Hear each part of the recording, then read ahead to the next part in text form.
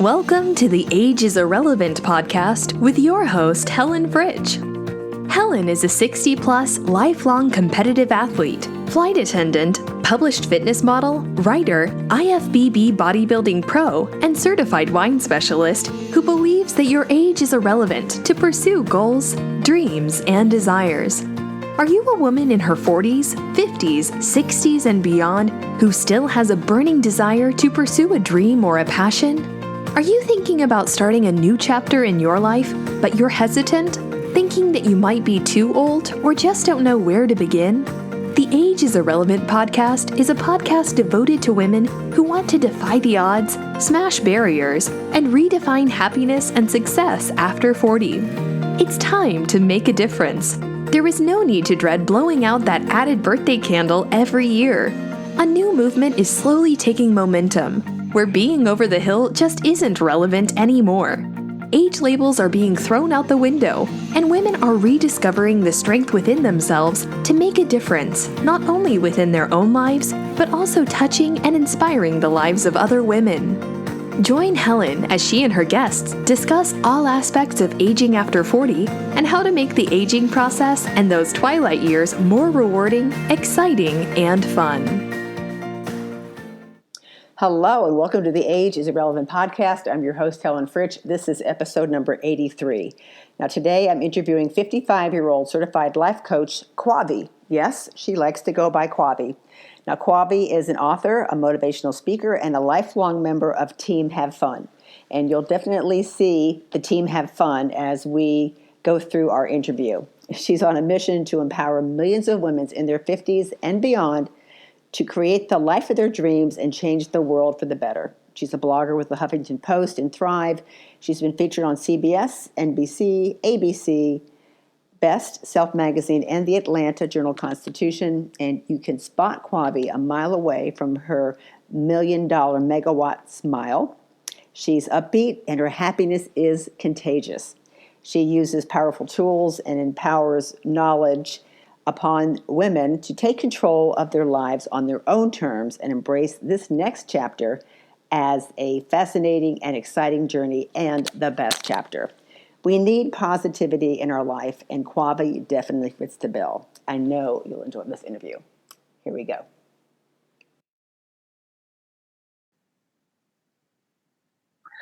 Hi, Kwavi. Welcome to the show. Thank you. So excited to have you. So I'm so excited too. For our listeners, I am talking to Kwavi. She likes to be called Kwavi. She is a certified life coach for women 50 and beyond, an author of 50 Questions to Answer When You Reach 50, speaker and lifelong member of Team Have Fun. And that's what drew me to you, honestly. She is the host of the Simply Vibrant Life, a 7-day international retreat. You've been to Thailand, Bali, Indonesia, Greece.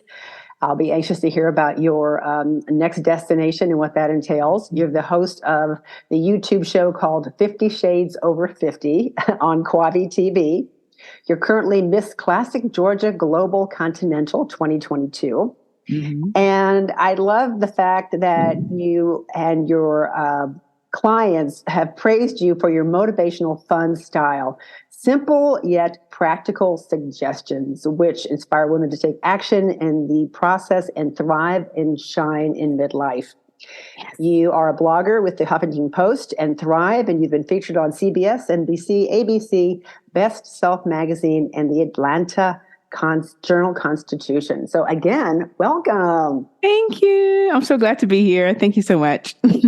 So I always like to start off with my guests and give me a little lowdown on where you were born, your family life growing up, all that good fun stuff. Okay, so I was born in the UK, London to be specific, and I was there until I was about 10. And then at 10 years old, we moved back, my family and I, we moved to Nigeria. My dad's from Nigeria, so we moved to Nigeria. So I did middle and high school there. And after that, I moved back to the UK for college. And after college, I moved to Boston for work. I was my degree was in computer science, so I moved to Boston for work. And I came to watch Nigeria play in the Olympics in Atlanta.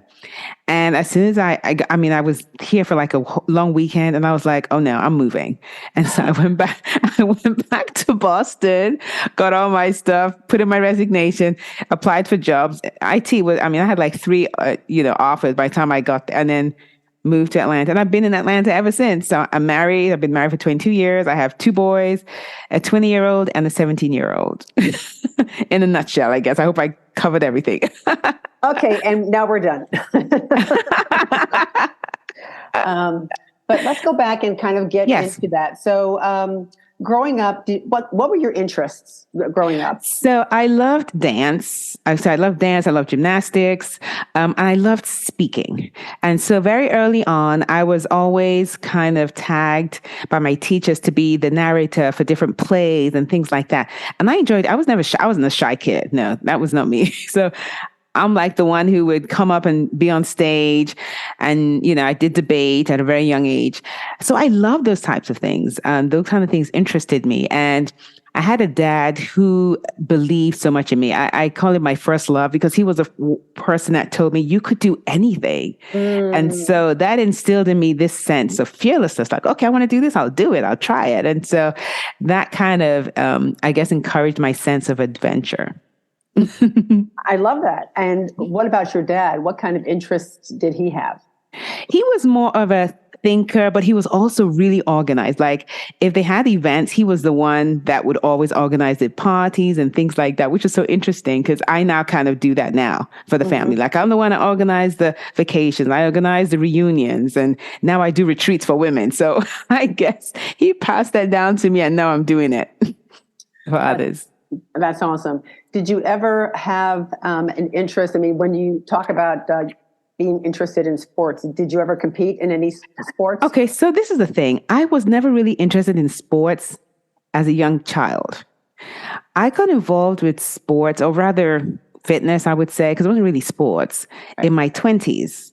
And when I really became, I was like, okay, I really want to take care of myself a bit more. Actually, what happened was I watched a documentary about cattle, and it was very disturbing. Like, is this what they do to cattle to get them on our table? And I was like, okay. Right there, I stopped eating meat. I became vegetarian. Oh, wow. This was at 20 years old.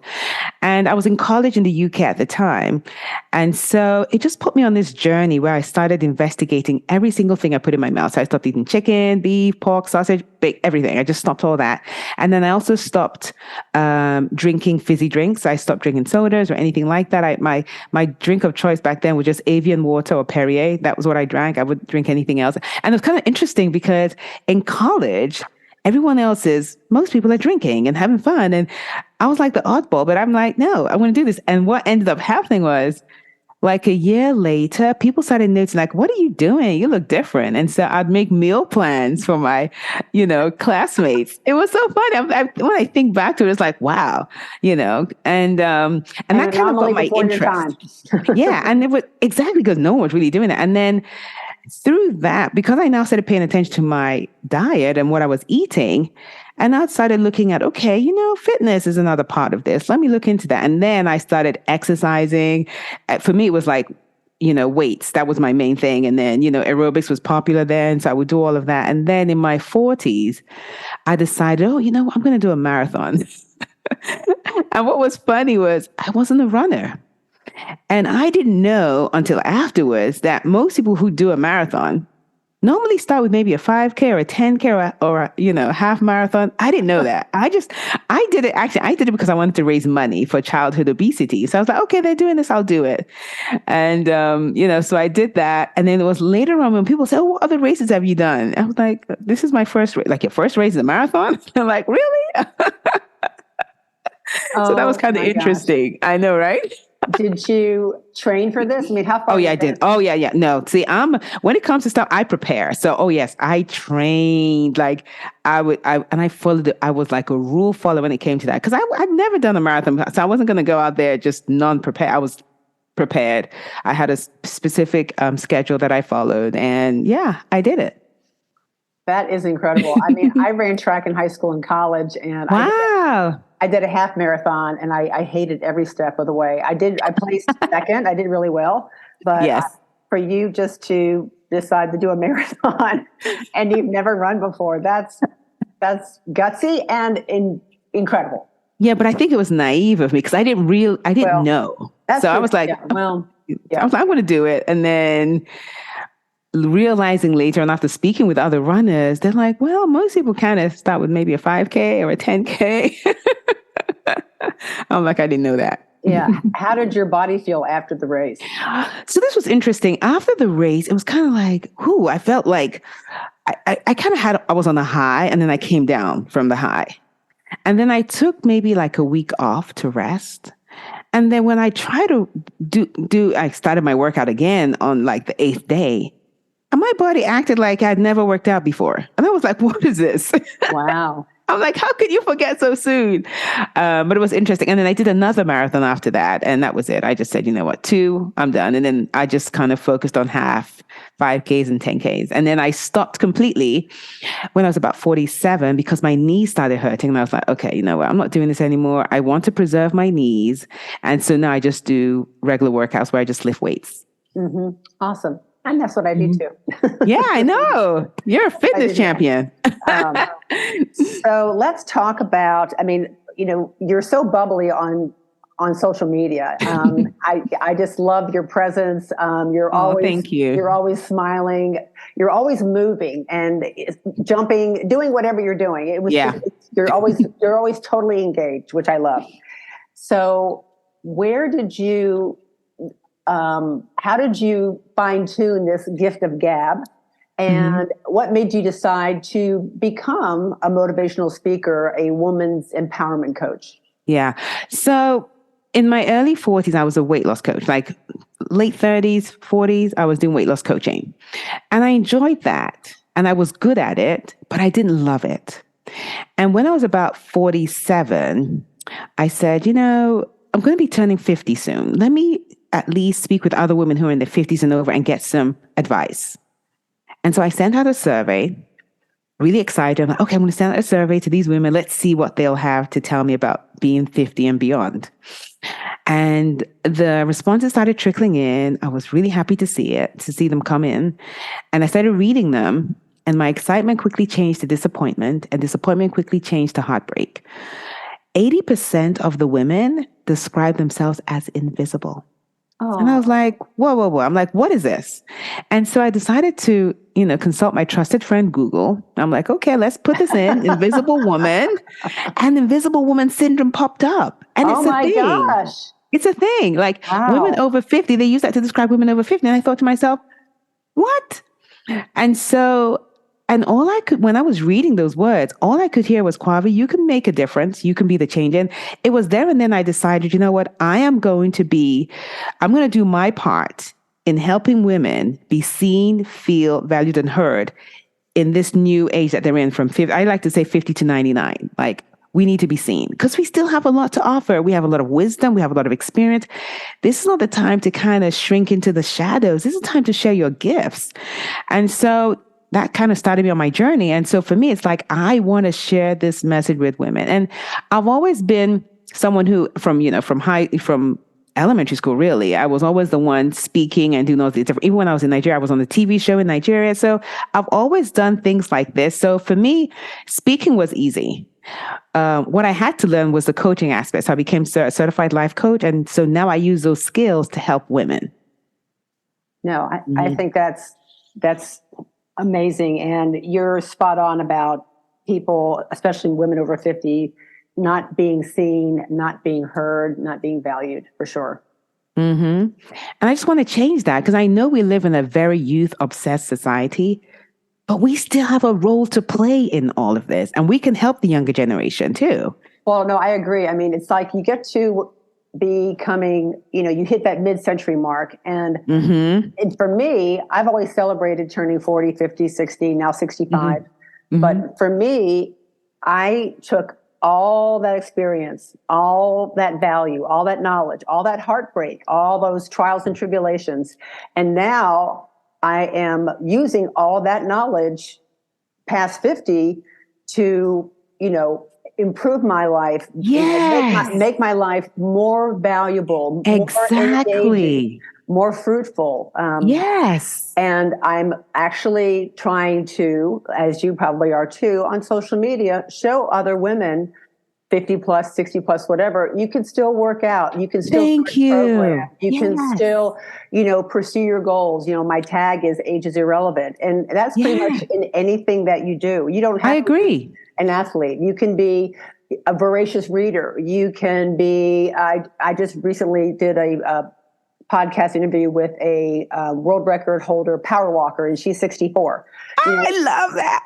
And so, all these things, all these women now, and, I'm a track and field masters athlete on top of bodybuilding. And love it. Wow. One of my guests, she's 87 now, but she was 84 when I interviewed her, and she was the world champion pole vaulter in her age group. And so she got me into pole vaulting. I'm thinking, well, if she can do it, I can do it, We have to talk more about this because this is so exciting to me. Yeah. So, it's just, we all have it in us. That's the thing, we all do. Because sometimes people see me like, oh, you are like, no. This is available to every single human being on the planet. It's available to all of us. And it's what you do with all of this value, all of this experience. A lot of women still see themselves with blinders on and still are listening to society that 40 plus, 50 plus, over the hill, set out to pasture. Right. And especially with us, like being in fitness, or, I'm on stage in a thong bikini parading around at 64 years, 65 years old.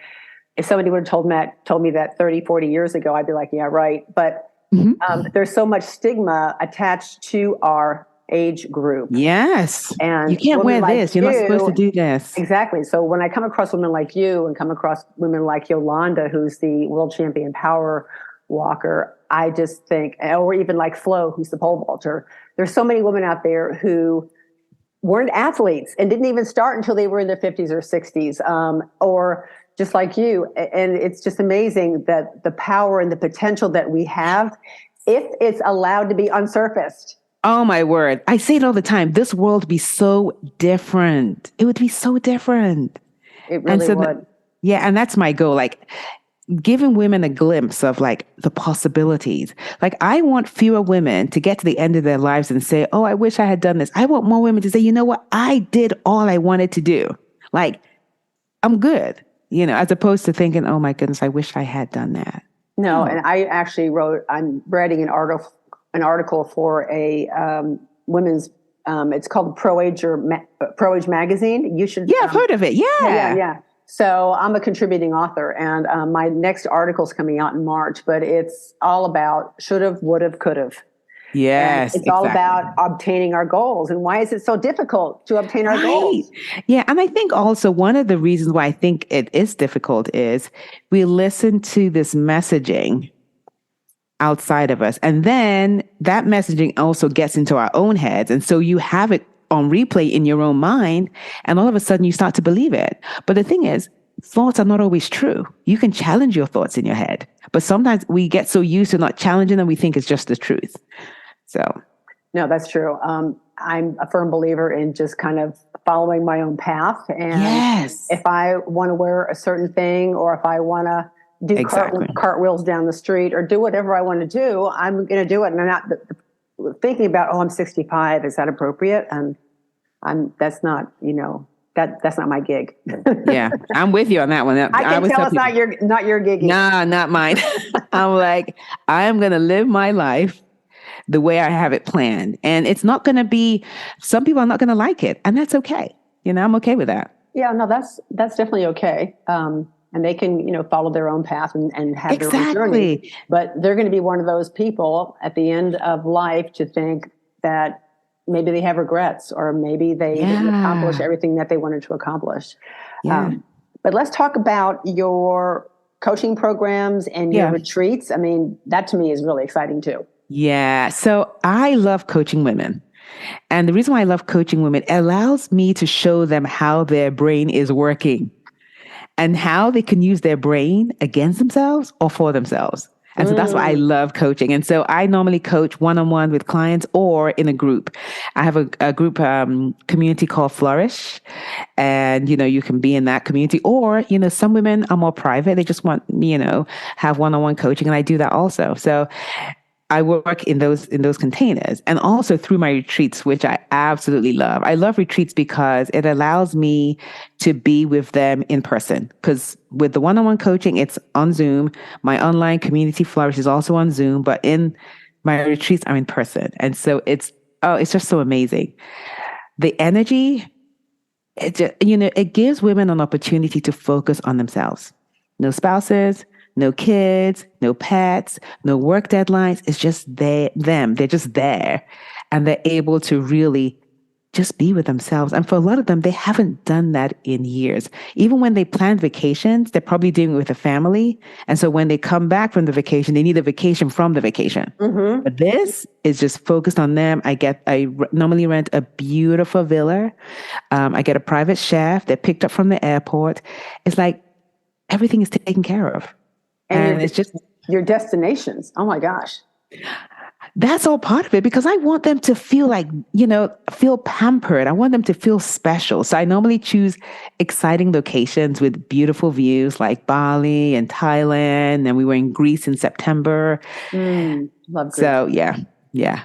Love. And then I have North Georgia mountains coming up. I normally don't do them in the United States. This is the first one I'm doing. So I'm doing the North Georgia mountains in March. And then I have Tuscany and Senegal towards the end of the year. So, Ooh. Yeah.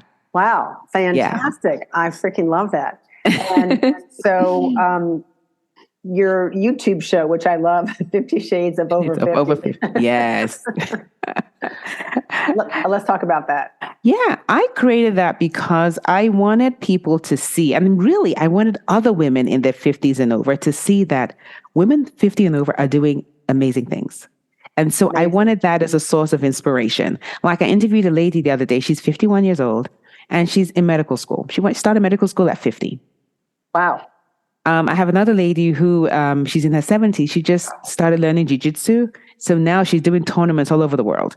Like, these women are doing, I have another lady who was, she had just had hip replacement surgery and knee surgery, but she was determined.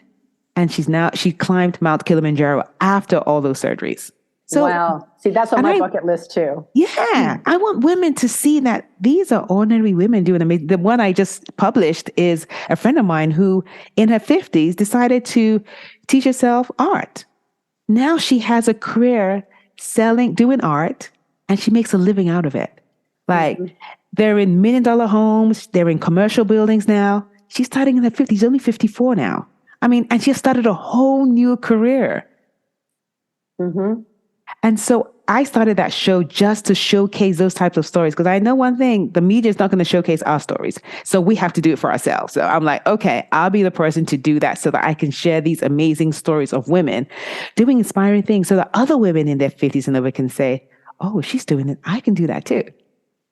No, I'm with you. And I think it just really takes, there are so many things locked up inside so many of us. And yes. I know for a fact that, even I'm a flight attendant, so I travel the world for work. Yes. But, I pretty much do, if I want to learn something new, a new sport, a new, whatever, when I first started pole vaulting, I was the oldest. Actually, there's a pole vaulting academy here in Scottsdale. And when I first moved here a few years ago, I found it and I thought, I'm going to start pole vaulting.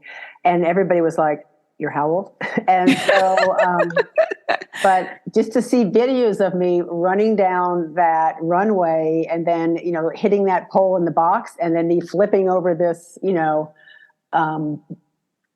bar, it's like, oh my God. And it's just like, it's scary, but exhilarating at the same time. That's it. It's a mixture of both. I can see that. So I think in anything, when you're starting something new, especially a woman in their 50s, because it's a very transitional time. It is. Oh, yes. A, our bodies are changing, going through menopause and all that mess. B, empty nesters now. All the kids are probably close to being gone. C, maybe relationship changes after 20, 30 years of marriage. Yes. Getting divorced. True. number 4, maybe we're retiring now too. And and sometimes forced into retirement when you're not even ready. And what are we going to do with all this time now? And I think that's probably the biggest downfall, is because people all of a sudden, even like during COVID, it was so evident that people are stuck at home. And then, more divorces occurred during COVID. Yes. People gained more weight during COVID. All these, crazy things happened. I just think that if we really focus as women to take care of ourselves and look out for our own happiness, because nobody else is going to make us happy. Nope. We have to make ourselves happy. And I agree. I just think that, unfortunately, we have this role of caretaker.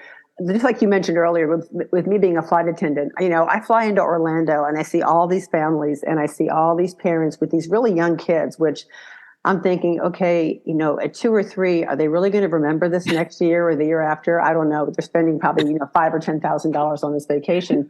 But when mom gets home, she needs a vacation from the vacation, because now you're in this hotel room and you're with these people 24/7 for 4 or 5 days a week or whatever. So I'm all about, time and space for ourselves. That's it. That's space. And women hardly ever, even when they say, okay, I'm going to take time for myself this weekend, you find something to do. So you're not really sitting with yourself and really examining what it is you want to do next. And so having the retreat is really a place where it just kind of lends itself to that. It's just, it unfolds and you figure out what you want to do next. Mm-hmm. So what are some things that you could recommend? For example, let's just say that, I'm 65 years old and I'm antsy. I'm bored. I'm stuck in a rut. I need to do something. I want to do something. I don't really know what to do. What are some steps that some women can take to try to identify and figure out, what their passions are, what makes them happy? Do they sit down and make a list? Do they talk to friends? What I typically do is I normally tell them, okay, if you had 12 months left to live, what would you stop doing? That's the first question. Oh, I like that. Second question is, you have 12 months. What would you stop? I said stop doing. So now is, what would you start doing if you had only 12 months? And then the next question is, you have 12 months.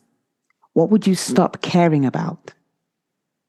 And then the next question is, what will you start caring about? So stop caring about, start doing, and stop doing.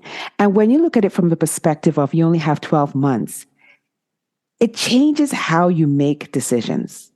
And let's face it, no one's even guaranteed tomorrow. And we all know that, but we don't act like that. And so this forces you to really consider, do I really want to keep doing that? Or do I really want to stop doing that? And it's interesting what they come up with when you force them into thinking, you have 12 months to live. What are some of the things you really want to start doing right now? And they come up with all kinds of, because most times when you don't put it in that way, they're like, well, I don't know. And one of the things I always tell my clients is, I don't know is an answer that blocks your brain from creating anything. And so I tell them, if you did know, what would your answer be? And then when I pose it where if you had just 12 months to live, how would you answer these 4 questions? And they spend it changes the way they think.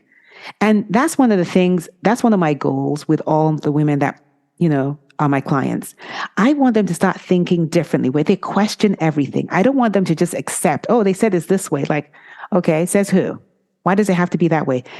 We're at a stage where we can redefine what over 50 means to us. It's not the same for how our grandparents experience it or what our mothers experience. It's very different. And so we get to redefine what over 50 means to us. And for every single person, it's different. Aging isn't a one size fits all, even though society wants to kind of put us all in a box. That's not true.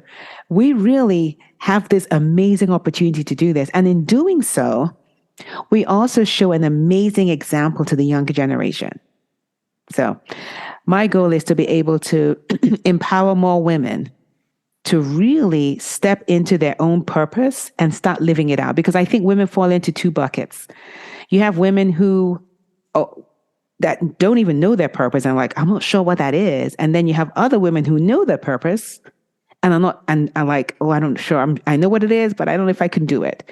And so being able to combine the two and let them know, okay, this is your purpose, and showing them how to take action on it. So, yeah. Taking action, that's very powerful. Yeah. And the thing is, most times we are scared of it, like we have that fear. But my thing is, fear isn't a reason not to keep going forward. Fear is there anyway. Okay. I would say fear will be there with you, but you can still keep going. Don't let fear be the reason why you don't go after your goals. Because at the end of, when you get to the end of your life, you want to be able to say, I did all these different things. And there's no guarantee that some of the things you do will work out. But this is a thing you'll live with. You'll live with the fact that you did it, regardless of the outcome. And that is the win in the whole city. That's the win, that you did it. It's not about, it wasn't success. That doesn't matter. It's like you did that. Mm-hmm. And so I want more women to be able to say that, at the end of their life, like, yes, I did all the things I wanted to do. I was all in. And I think that's huge, especially with women's athletics, because I started competing when I was 56. And, once I did my first show, I was pretty much addicted and just continued. I've been competing now for 9 years. Wow. But I have seen women who have gotten on stage and their bucket list is just to compete in a bodybuilding show. And it's just been one and done. Yeah. They did it. They were happy they did it. Yes. And then they just, okay, that's all I wanted to do. I don't have any intentions of continuing this. I don't want to make this a career, whatever. Yeah. And the one and done is good. I mean, we all have bucket lists. We all want to go somewhere in the world to visit. Now, does that mean we're going to go back to that same spot? No. I mean, all I did was just one time. Right. Maybe I will because I loved it so much. But if not, then I'm like, Exactly. But at least you did it and you made the attempt to do it. And that's a story you can have in your head and just think about and it just warms your heart as opposed to feeling, I wish I had, I wish I had, just eats you up from the inside. Right. I think also too, and I've talked about this on other podcasts, is that a lot of times women won't pursue something because they don't have the support in their inner circle, their family, their friends, that they don't support it, especially in the bodybuilding world. I know people who their families have, they've been competing for quite some time. Excuse me. Yeah. They've been competing for quite some time and their family has never showed up to support them. Mm-hmm. And we were all like, well, that's okay. It's not you. It's not you. Yeah. It's them. They don't understand it. They don't get it. And that's okay. You just have to be, you have to, yeah. But you know what? I'm so glad the women didn't stop. They didn't stop doing it because of that. They still went ahead and did it. And that's the beauty of it. It's like, sometimes we want people to come along with us. Not everyone is going to come along with us on this journey that we have. I would say our purpose is not a conference call. It's just you. So everyone doesn't have to come in and put in and put their own opinion and advice. Just go ahead and do it, because at the end, you're going to be one saying, yes, I did that. So, yeah. I freaking love that. Our purpose is not a conference call. No, it's not. Not everyone has to chime in. It's just for you. Yeah. I think that's, and unfortunately we let everybody chime in. Oh my word. Yeah. Everyone's going to have, I'm like, but you know what? When you were younger, maybe so, but right now, let's go. I agree 100%. So let's talk about, your style, because that's what attracted me to you. You're fun, motivational. You have this aura about you. You've got this $1 million megawatt smile. I'm sure my listeners will be following you and they'll see for themselves. So you talked about this at a young age, but this is like part of your brand, right? It's I love dressing up. But it's so interesting, when I was much younger, people would criticize me for the way I dressed, because I love dressing up even as a young child, and even I would say young adult. And people are like, oh, but you know what? Why are you all dressed up? I remember when I would go to work, people are like, are you going for an interview? I'm like, no. Because I was dressed up. I'm like, no, I'm just I love dressing up. And so, and this is the thing, as humans, sometimes if you hear that so many times, you end up changing who you are to fit in. And there was a part that I kind of was on that, like, oh, maybe I do dress up too much. But I'm so glad I didn't let that change who I am as a person, because I love dressing up. And even now people make comments like, oh, why are you? I love dressing up. That's who I am. It's part of who I am. And I'm not going to change who I am because you are not comfortable with seeing me all dressed up. Oh, and that's, on social media today, you see all these horrible things, and that's exactly what it is that, somebody's not comfortable with somebody acting or dressing a different way, and then they call them out on it. It's like, this is really none of your business. This is me. This is my life. This is my lane. That's it. I'm just making myself happy. I'm just doing, my own good. Yeah. You're not comfortable with me wearing the bikini because I'm over 50. That's on you. Like, I'm going to do that. I don't believe that there are rules for how you have to dress because you're a certain age. Right. No, I really don't. I've posted, bikini pictures from shows, and I've had, haters, women in their 50s or whatever, thinking and just making comments like ugly, and then, or the throwing up emoji or something. And I'm laughing going, you think a fit body is deserving of a throw up emoji? Well, okay. I mean, Exactly, right? Like, yeah, I'm just going to keep being me. And I'm okay with people being uncomfortable. So that's true. So what do you blog about on the Huffington Post and Thrive? So it's mostly about living your life over 50. Like, what does that mean to you? Because how you view your thoughts about aging really determine how you're going to live your life. Mm-hmm. And so my goal is to really help women examine their thoughts around aging. Like, growing up, we might have been taught that aging, is not great, that your body starts to break down and you can no longer wear certain clothing and all of that. And and our bodies are changing, but that doesn't mean that has to be a negative thing. And so just empowering more women to see that you get to view it how you want, but your thoughts are going to determine how you live this next chapter. And so it's just, for me, it's more of an awareness for them. Mm-hmm. I couldn't have said that any better. Because I don't get to change. I'm not here to change your view. I'm just helping you be aware of your thoughts about aging. Mm-hmm. Right. So let's talk about your Becoming Her. Yes. So Becoming Her is a program I created because I want more women to live their purpose. And if they don't know what it is, I help them rediscover it. Because I always believe everyone has a purpose. You might have been through, having kids, being married, working so hard. You might have just kind of pushed all that down. And so I help them rediscover it and start taking action. So it's like a 3-month program.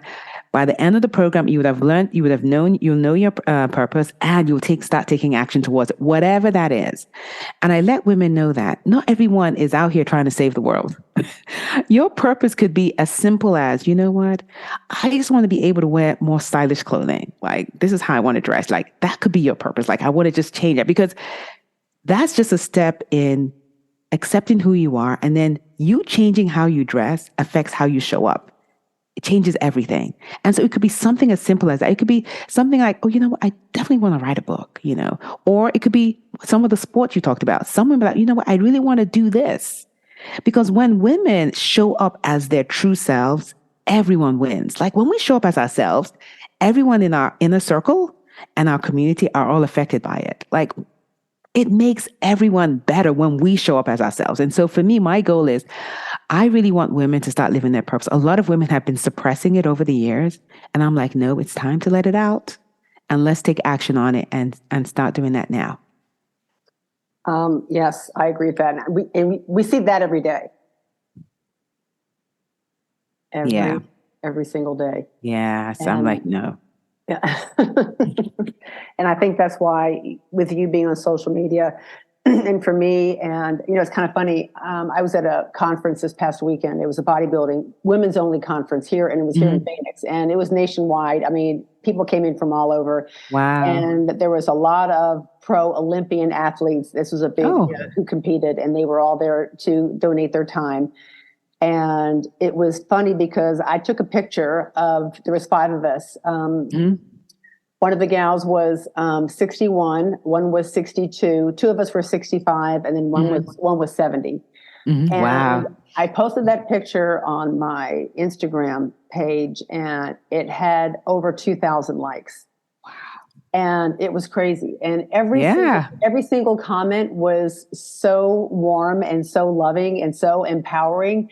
And the power of that picture, when we were standing there getting this picture taken, we had a couple of Olympians who were in their 20s and they ran up and they said, I want a picture with you guys. And so it was like the cutest thing ever. And it just was so evident and so valuable to see women in their 20s. I mean, the women of all ages were at this workshop. There was amateurs, there was pros.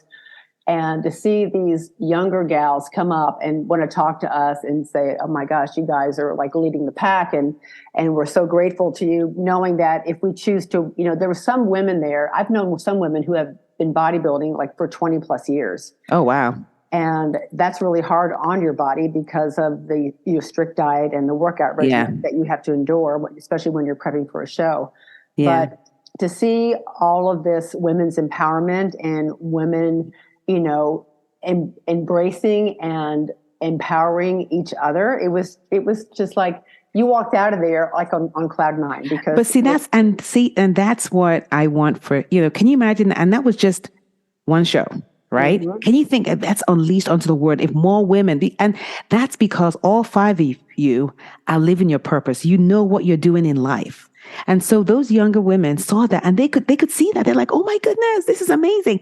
That's why I want more women to show up for themselves, because we have younger women looking at us. And I know that we can empower the next generation if we show up for ourselves. No. So I think it's so important. So I can imagine you guys were probably on the high from that conference. Oh, we were. I mean, we all had a great time, but it was just fun to meet all these younger gals. And then it's funny too, because you'll see people that you recognize from social media. And then, I had people come up to me and say, oh, I listened to your podcast, or I follow you on social media. And they were a lot younger. And so it was super fun. Interesting. Very informing. And but the whole picture thing was just amazing. And actually one of the gals, this one gal, she has a podcast and she wants to interview us all for her podcast. So that was that's pretty much, that'll be fun too. I love that. But it's just kind of like you. It's that we're, empowering other women like, yes, you can. Yes, you can. And women are seeing now that you can be in your 50s, 60s, and 70s, and that you can start a fitness program. You can get in better shape. Yeah. You can change the dynamics that that society has put on us, these labels. Yeah. And it's just all a matter of being proactive. Yeah, and it's in different areas. The other day, I was speaking with a friend of mine. One of her clients is 91 years old and just started a business. 91-year-old. She's coaching a 91-year-old because she just started a business. Like, people, I want women to know about these types of stories. Yeah. Well, that's great that you'll have to give me the info on your YouTube link. Yes. Because that to me is just kind of like this podcast, Right. Yeah. The more that we get this info out there, the more received we'll become. So yeah, that's really, really great.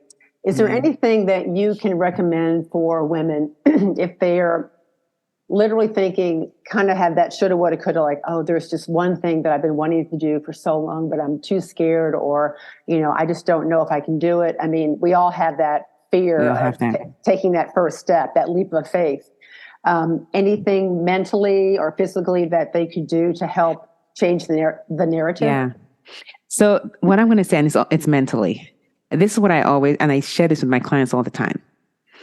We have to give equal airtime to both parts of our brain. And so if you're going to think of the negative side of, oh, you know what, this is not going to work, you also have to give equal airtime to what if it did work? Like, what would happen if it did? And so I tell them, write both down, the pros and the cons. And most times you'll realize that, oh, you know what, if I did this, just the feeling would be amazing. And so allow yourself to see both sides, because this is how our brain works. Whenever we do something new, your brain is going to sabotage you. Because your brain wants to protect you. You have never done that before. Your brain is like, oh no, we don't want to do that. Now, on the other hand, you can challenge your brain because not all of your thoughts are true. So you can tell your brain, okay, I know I haven't done this before, but I want to do it. I always say your brain will never challenge you when you go to brush your teeth. You know why? Because you brush your teeth all the time. Your brain is used to that. And so I want us to be able to, the amount of time we spend like thinking, oh, this might not work, I'm scared. Give your brain the equal opportunity of listening to the other side of, if this did work though, what would happen? Yeah, and write right? that down too. Yeah. Oh my God, the possibilities. Yeah. Oh my word. It's like when you even allow yourself, like allow your brain to go there. Like just allow your brain to go there. You'll be amazed at what you'll write down. Yeah. Well, it's just like I do online fitness and nutrition coaching, and I have a lot of clients over 50 and over 60. And when they initially first get started, some gals have had a little bit of a rocky road, getting used to the regimen of, working out 5 days a week consistently, but more so eating. Because eating, I would think so. Most women don't eat enough, and they especially don't eat enough, they don't eat enough protein. Protein, yes. But the reaction that I see after a week, even 2 weeks of all of a sudden, like, I've lost 6 pounds. Oh my God, my energy. I mean, now that they're feeding their body and fueling their body versus, starving it. Yes. I feel great. I have energy. I gave up coffee. I'm like, what? I mean, it's just like, and then when they start losing more weight, and then the family and the friends start noticing. Have you lost weight? You look amazing, and it's just like, and then their confidence is getting bigger and bigger. Of course. And they're becoming more, I've had so many heartwarming people send me the most wonderful notes about, changing my life and, Yes, it's life changing for sure. The before and after pictures. And for them to be starting this in their 50s and 60s. That's it. Yes. And the kids, go mom, go mom, go. I mean, it's just like, what, it's just, to me, I don't have the words. It makes me so happy. And I'm sure obviously when you have clients too, and I love it. They're fearful. And then 3 months down the road, they come out blooming, and it's they're amazing. Different people. But I think also too, and I sound like I'm beating a dead horse with this, but the whole like-minded community thing is really super important too. And I get a lot of women say, oh, I wish I had that in my community. Or I live in a small town. You know what? Social media, I have met the most amazing women on social media from all over the world, to the point where a friend of mine I met her through social media, and she lived in Paris. So when I had a Paris layover for work, we met, and we've been friends ever since. And that's lovely. It really, really is, so that connection time of social media. And then even if you don't meet in person, you still have, some cheerleaders in your camp. Oh, yeah, you do. Oh, yeah, for sure. Help raise you up, empower you. Because sometimes if you don't get the necessary support from your husband, your family, your kids, your friends at home, you can get it through other groups on social media if there's nothing local that you can. Correct. True. I believe that too. Yeah, that's helpful. Extremely helpful. Yeah. Is there anything else that you'd like to chat with us before we leave? Just a little bit about my book. Oh, yeah. Awesome. Yeah. Yeah. So I wrote that book because I wanted women to fall in love with themselves one question at a time. Because I believe that self-love is really the foundation for how we show up in the world. Yes. And so and I wrote that book during COVID. It was tough, but I did it.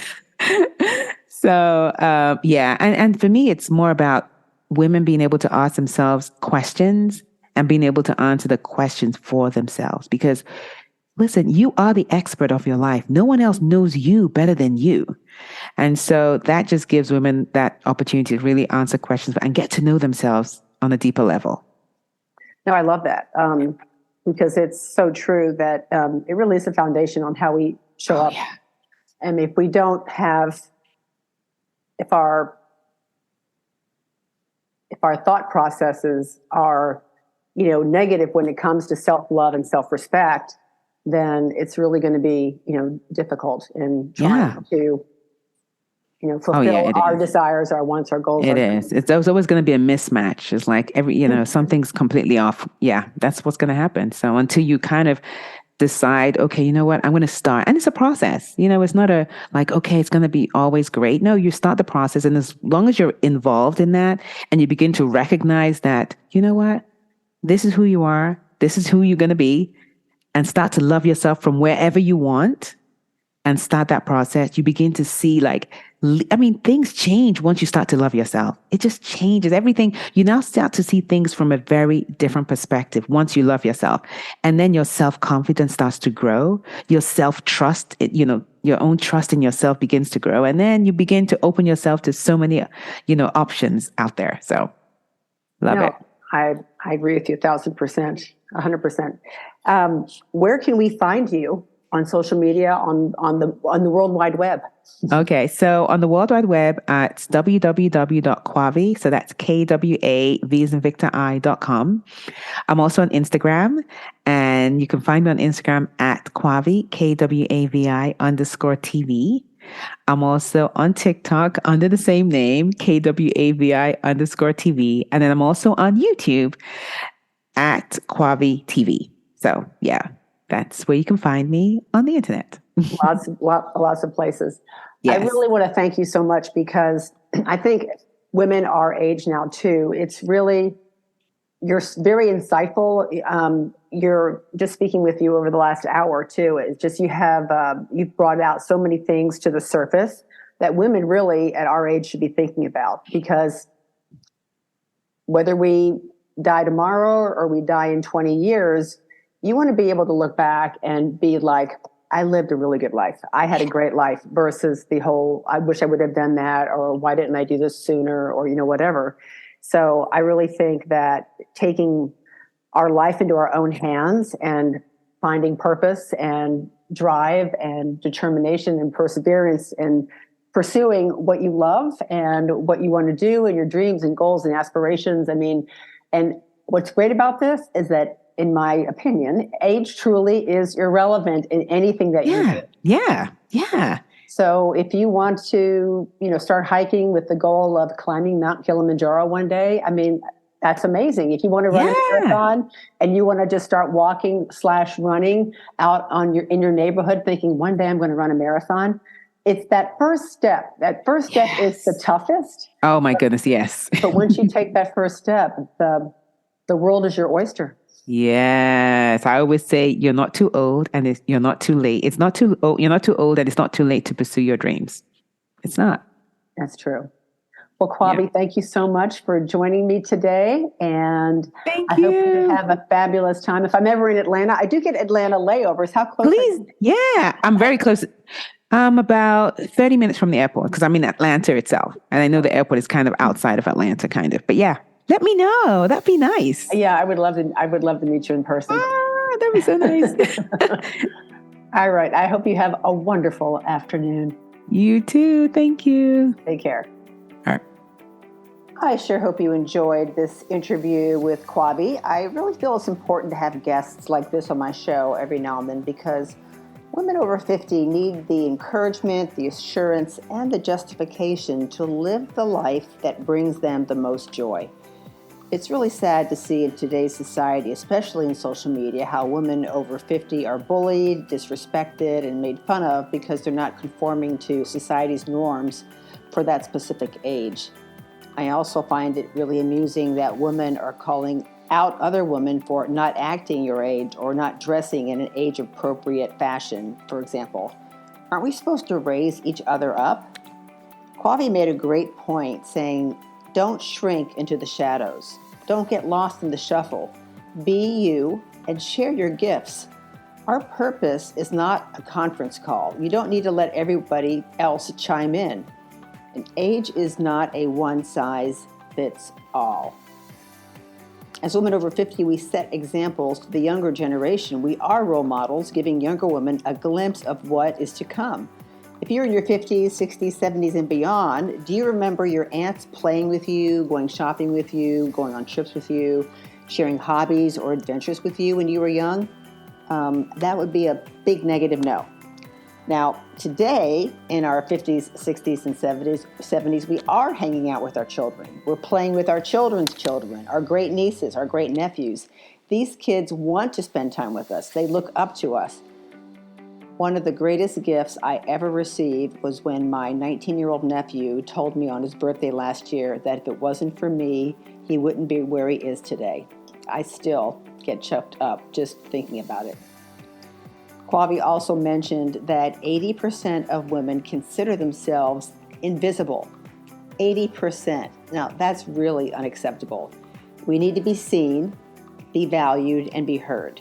We live in a youth-obsessed society, but as older women, we have a role to play showing our younger generations that we have value over 50. And a lot of that stems from self-love. Self-love is the foundation in how we show up in the world. Having a high regard for your own well-being and happiness is key. The second chapter of our lives should be the best chapter of our lives. We all have it in us to achieve great things, but prioritize yourself. Give yourself a break from self-judgment. Find the courage to take that first step into unfamiliar territory.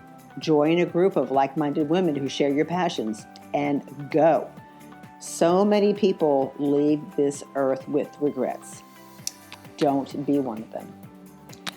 If you'd like to get a hold of Kwavi, there's several spots that you can find her at. She has her website, www.kwavi.com. That's Kwavi. She's on Instagram at Kwavi_TV. She's also on YouTube if you look up Kwavi TV. And you'll find her on TikTok also. If you'd like to get a hold of me, you can find me at agesirrelevant.com or at helen@agesirrelevant.com. And if you like these podcasts, please share with friends, and please also go onto iTunes and give me a great rating and a great review. That would be awesome. The more reviews I have, the better I can get this out there to share all these wonderful, inspirational stories of all these fabulous women.